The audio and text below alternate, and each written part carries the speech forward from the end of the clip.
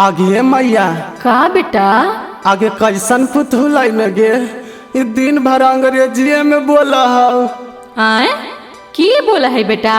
सुने न माय की बोला हौ गे।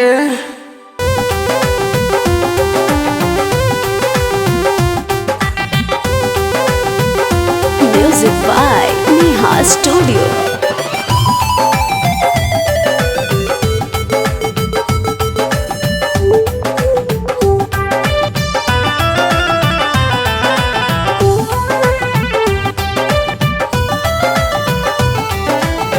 पढ़ल पुतहिया लैने तो अभी पास आगे मैया। पढ़ल पुतहिया लैने तो अभी पास आगे मैया। आगे मैया खोजो हरा के वठवाली। आगे मैया खोजो सर मेरा के कनवाली। आगे मैया खोजो हौ पटना वाला साड़ी। आगे मैया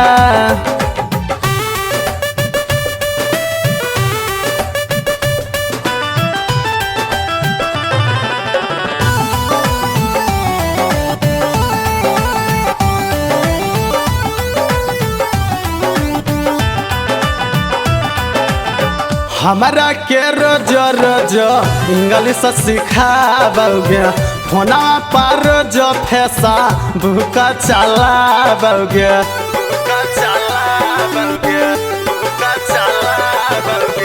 हमारा के रोज रोज इंग्लिश सिखाबोगे।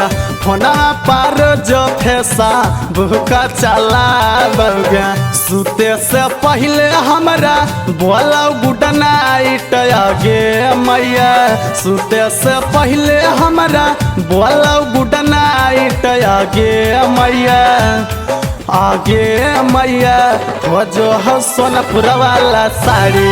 आगे मैया खोजो मकहमा वाला बाली।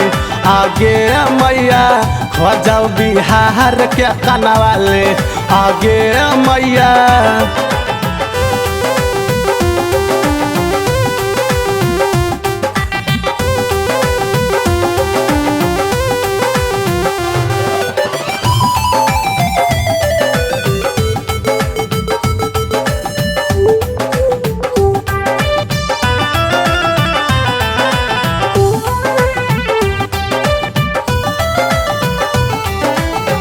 दिन भर में 4 बेरी हिरी लगाओगे।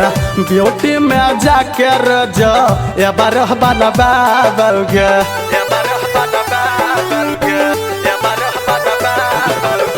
दिन भर में 4 बेरी क्रीम लगाओगे।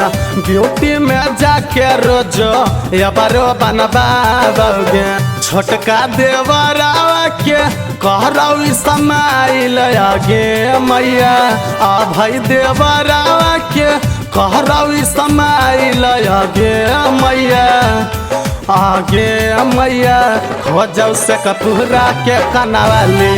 आगे मैया खोजौ नालंदा वाला बाली।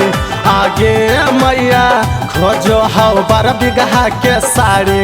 आगे मैया पढ़ल पुतहिया लैने तो अभी पास आगे मैया।